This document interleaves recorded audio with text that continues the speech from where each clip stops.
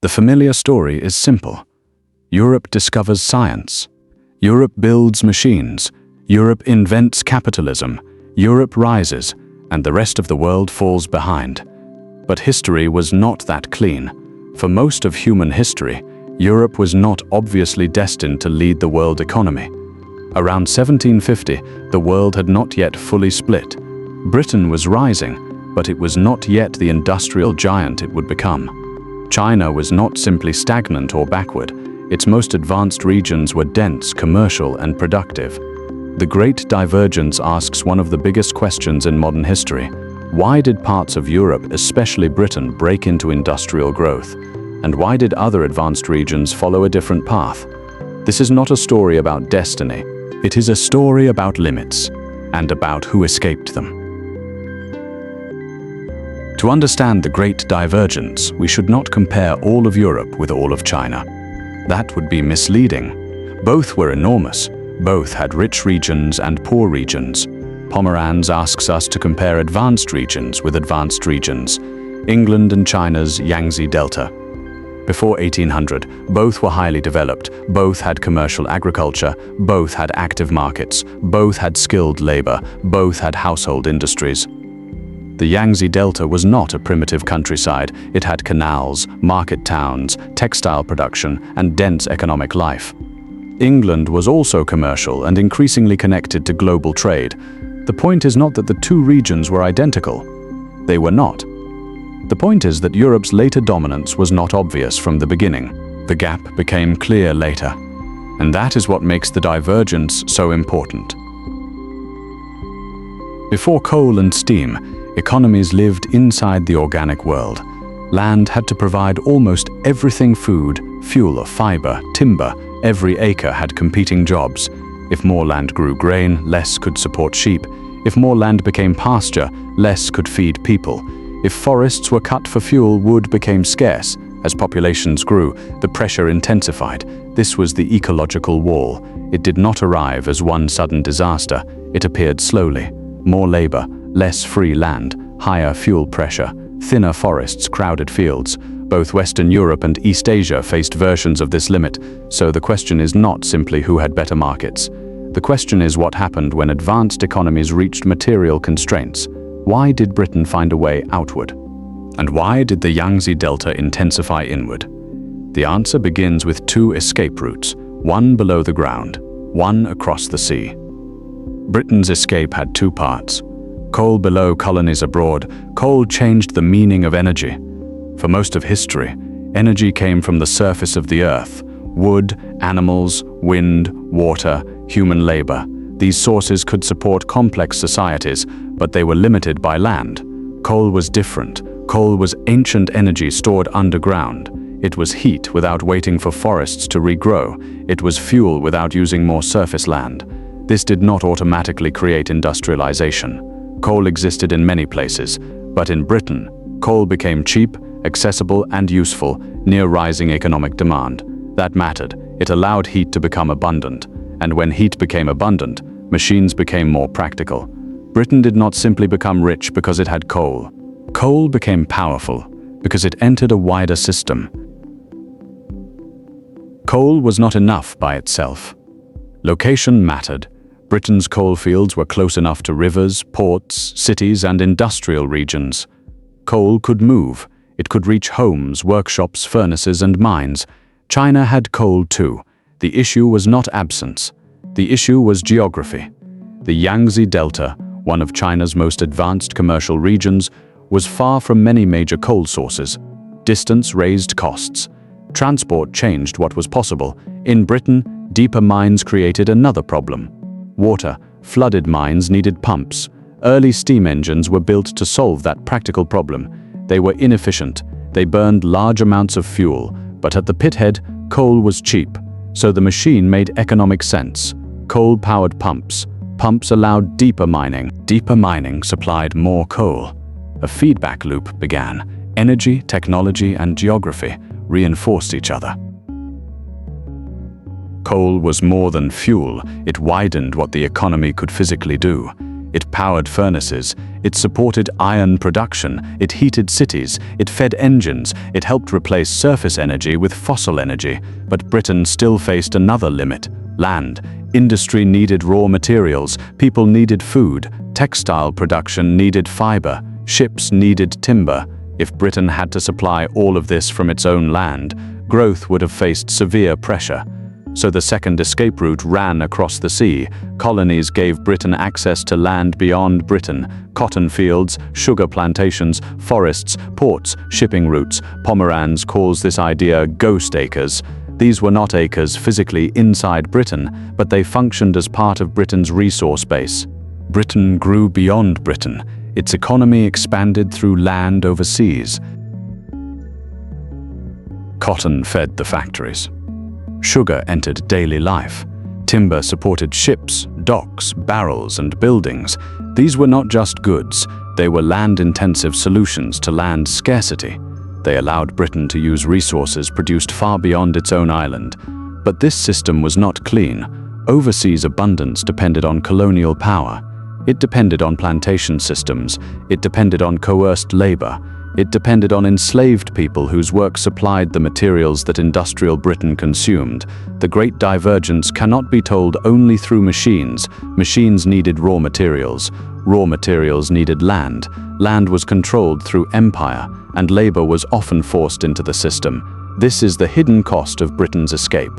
Coal reduced pressure at home. Colonies displaced pressure abroad. Industrial growth was not only an internal British story, it was a global system of energy, land, labor, and power. Cotton became one of the key materials of industrialization. It was light, profitable, transportable, and perfectly suited to mechanized textile production. British mills turned raw cotton into cloth at expanding scale, but the cotton itself came from somewhere else. From plantation land, from Atlantic routes, from coerced labor systems. Sugar reveals another part of the same world. It was consumed in homes and markets, but behind it stood plantations, ships, finance, and forced labor. Timber mattered too. Ships needed masts, ports needed barrels, buildings needed beams. Even in the age of coal, organic materials remained essential. This is why Britain's map must be redrawn. The island alone is too small to explain its rise. To understand industrial Britain, we must include the Atlantic. We must include invisible acreage. We must include the land and labor hidden behind every import. The Yangzi Delta followed another path. It was dense, commercial, and highly productive, but it did not have the same combination of cheap nearby coal and vast overseas ecological relief. Its growth turned inward. Families worked harder. Households combined farming, spinning, weaving, and market exchange. This was not irrational. It was an adaptation to conditions. When labor is abundant, land is pressured, and fuel is limited, household industry can make sense. Britain moved toward a different structure. Production increasingly shifted into factories. Machines concentrated labor, steam concentrated energy. Cotton connected factories to overseas land. Coal connected machines to underground power. This contrast should not be framed as clever Britain versus backward China. It is a story of different constraints and different escape routes. One economy intensified labor within local limits. The other increasingly amplified production through fossil energy and empire. That difference became enormous over time. The two paths were responses to the same bottleneck. Land was limited. Fuel was limited. Fiber was land-intensive. Food demand was rising. In the Yangzi Delta, the answer was often more labor, more careful cultivation, and more household production. In Britain, the answer became more energy and more external land. Coal reduced dependence on forests. Cotton reduced pressure on domestic fiber production. Colonial imports expanded Britain's resource base. Factories turned energy and raw materials into output. Ships moved resources across oceans. Empire protected routes and controlled land. This was the escape system: coal below, land abroad, machines above, and routes connecting them. The Great Divergence was not simply the result of invention. Invention became powerful because it entered a system ready to amplify it. A steam engine matters more when coal is cheap. A textile machine matters more when cotton is abundant. Systems make breakthroughs transformative. Coal became black gold because it rearranged limits. Cheap heat changed Britain's economic possibilities. It made metalwork easier. It made urban energy cheaper. It made energy-intensive production more practical. It made machines less costly to run. But coal's power was not only geological, it was geographical. A coal seam far from markets is not the same as coal connected to rivers, ports, and cities. Britain's coalfields became useful because they were tied to transport and demand. Coal could reach where energy was needed. This is why resource explanations must be careful. The question is not simply who had coal. The question is who had coal in the right place, at the right cost, at the right moment. Britain's coal entered a chain. Mines needed pumps. Pumps used engines. Engines burned coal. Coal enabled deeper mines. The system reinforced itself. China's coal story was different. Coal existed, but the Yangzi Delta's commercial core was not positioned like Britain's industrial regions. Major coal sources were farther away. Transport was harder. The cost relationship was different. That mattered. In Britain, mines created a very specific problem: water. As mines went deeper, flooding became unavoidable. This created demand for pumping technology. Steam did not first appear as a symbol of progress. It appeared as a practical solution: pump the water, keep the mine open, reach more coal. Early steam engines were inefficient. They wasted fuel, but because coal was cheap at the mine, inefficiency was acceptable. This context gave the technology room to develop. A machine that might have been too wasteful elsewhere became useful in Britain. The mine became a testing ground. And from that practical problem, industrial power began to spread. Technology does not work the same way everywhere. An inefficient machine can fail in one economy and succeed in another. It depends on costs. It depends on fuel. It depends on wages. It depends on the problem being solved. Britain's cheap coal made experimentation easier. Early steam engines could be wasteful and still useful. Over time, engines improved. What began as a mine pump became a source of power. Steam moved from mines to mills, from extraction to production, from pumping water to driving machinery. This changed work. Machines began to replace muscle. Not all labor disappeared, but labor was reorganized. Workers entered factories, production became concentrated, time became disciplined. Energy no longer depended only on bodies, animals, or rivers. It could be generated by burning fossil fuel. This changed the scale of production, and it helped Britain follow a path that was difficult to copy without the same energy conditions. The deeper transition was from the organic to the inorganic, from surface energy to underground energy, from forests to coal, from land-bound growth to fossil-powered growth. But fossil energy did not solve everything. Industry still needed materials, textiles needed fiber, and fiber needed land. Before mass cotton imports, clothing depended on local materials like wool, flax, or hemp. Those competed with food, pasture, and fuel. This was the fiber problem. If Britain had to expand textile production only through domestic land, it would have hit serious limits. Cotton from overseas changed that. Raw cotton crossed the Atlantic. It entered British ports. It fed textile mills. It became cloth, and cloth became one of the engines of industrial capitalism. The mill in Britain and the cotton field abroad were part of one system, separate on the map, connected in reality. Sugar shows how empire entered daily life. It became ordinary in homes, tea shops, and urban consumption. But behind that sweetness stood plantations, shipping, finance, and forced labor. Empire was not only flags and battles, it was habits.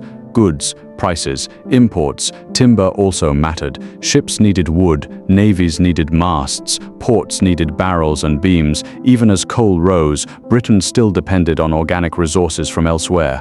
The plantation system tied these flows together. It organized land for export. It organized labor through coercion. It organized production around distant markets. This is why the story must remain morally serious. The Great Divergence was not only about who found energy, it was also about who controlled land, who controlled labor, who captured the gains, and who paid the price. Enslaved labor was not a footnote. It was part of the structure that supplied key materials for industrial growth. Not the only cause, but a central condition in the Atlantic resource system. cotton and sugar did not flow by themselves. They were produced through coercion and violence. The Atlantic became a machine. Plantations produced goods, ships carried them, ports financed them, factories processed them, markets absorbed them. Ledgers turned human suffering into numbers. To speak of ghost acres without speaking of labor would be incomplete. Britain imported the products of distant land, but it also benefited from distant systems of control. The relief from ecological limits was not free, it was displaced. The industrial landscape of Britain cannot be separated from the Atlantic world that fed it.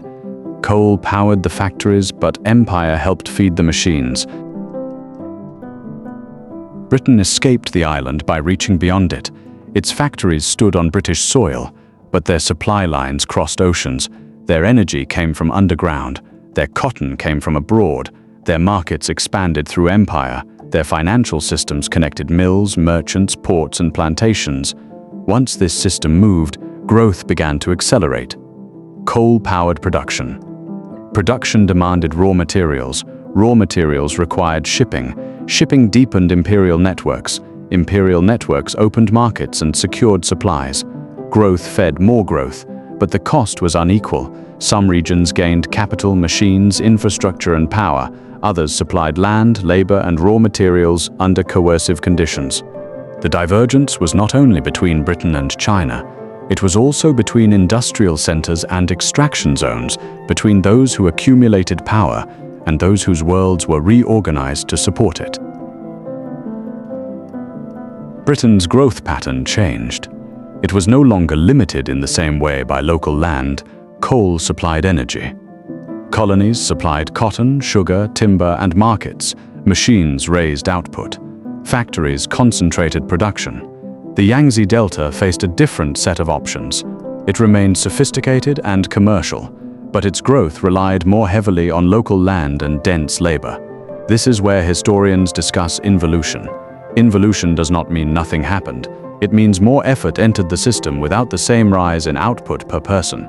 More hands, more careful cultivation, more household production, more intensity, but less escape from the underlying constraints. This idea is debated, so it must be handled carefully. The point is not that China simply failed. The point is that one advanced region intensified within organic limits. Another found ways to move beyond them. As Britain industrialized, the gap became visible. Factories expanded, steam spread, urban centers grew, industrial output increased, but historians still debate how equal Europe and China were before the divergence. Pomeranz argues that advanced regions were more similar than older stories assumed, but other historians disagree. Some argue that England had already started pulling ahead earlier. They point to real wages, purchasing power, urbanization, GDP estimates, prices of food, fuel, and cloth. This debate matters. If the split happened closer to 1800, coal and colonies look especially decisive. If it began earlier, then wages, institutions, state power, and innovation may need more weight. A mature documentary should not pretend this is settled. The strongest explanation is not one factor defeating all others. It is a layered system. Different forces interacted over time. The evidence is complex, but the pattern remains.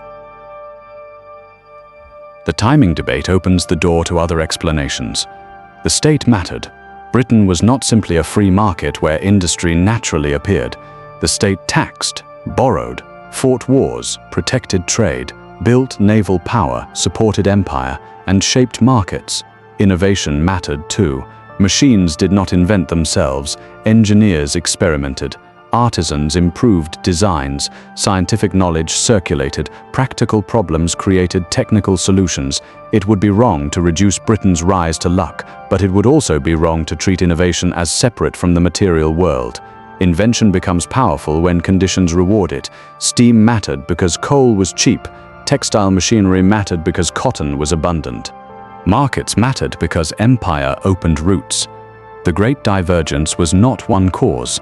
It was a convergence: coal, colonies, state power, wages, markets, technology, and timing. So when did the world split? The answer depends on what we measure. Income, output, wages, energy use, industrial power, global inequality. Different measures tell different parts of the story. But the deeper lesson is clear. The Great Divergence cannot be explained by one miracle. Coal was necessary, it opened a new energy regime, it helped Britain move beyond wood, muscle, and land-based fuel, it made steam practical, it changed industry, but coal alone was not sufficient. Coal had to be accessible, cheap, near demand, connected to machines, markets, and practical problems. A coal seam does not create a factory by itself. A steam engine does not transform the world by itself. A resource becomes powerful only when a system can use it. Coal was not destiny. It was a condition. Colonies mattered. They expanded Britain's ecological base. They supplied land-intensive goods. They provided cotton, sugar, timber, and markets. But colonies alone did not create industrialization. They became powerful because they were connected to coal, machines, finance, shipping, and state power. Innovation mattered. The steam engine, textile machinery, iron production, improved transport. These were real achievements, but innovation needed pressure and reward. Cheap energy made machines viable, global markets made expanded production profitable. State power mattered too. Britain could raise taxes, finance war, protect roots, and support empire. Markets were not simply natural spaces, they were defended and often violently open. The Great Divergence came from interaction. Coal without empire would not look the same. Empire without coal would not look the same. Innovation without conditions would not transform the world. The system mattered. There was no natural destiny that made Europe rule. Dominance was built from energy systems, land systems, labor systems, state systems, trade systems, and violence. This does not mean Europe contributed nothing. It means Europe's rise cannot be explained only from inside Europe. To understand Britain, we have to look underground and overseas. We have to see coal seams and cotton fields, mine pumps and plantations, factories and navies, ledgers and labor. The hidden pattern is this: advanced economies can reach similar limits, but if one region gains access to external energy and external land, its path can change.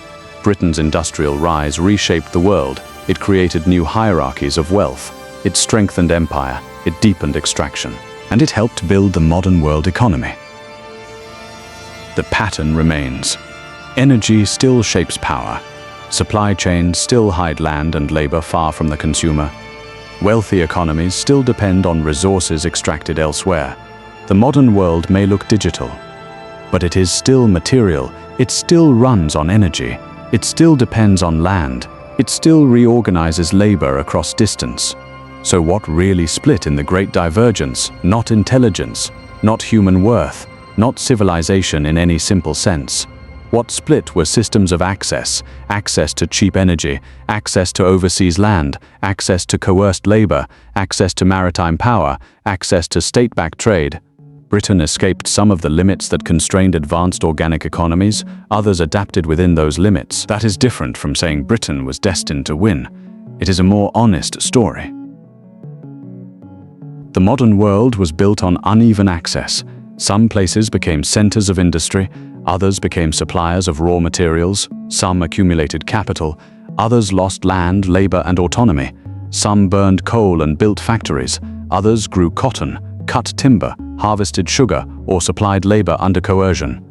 The Great Divergence reminds us that power often hides inside systems before it appears as dominance. Before empire looks inevitable, it is logistics. Before wealth looks natural, it is energy. Before growth looks like genius, it is land, labor, fuel, and roots. This is why history cannot be understood only through kings, inventions, or battles. The deeper patterns are quieter: a coal seam, a plantation ledger, a canal, a port, a wage book, a ship route, a factory floor. The world did not split because history had a plan. It split because certain systems aligned. History was never inevitable. It was made, system by system.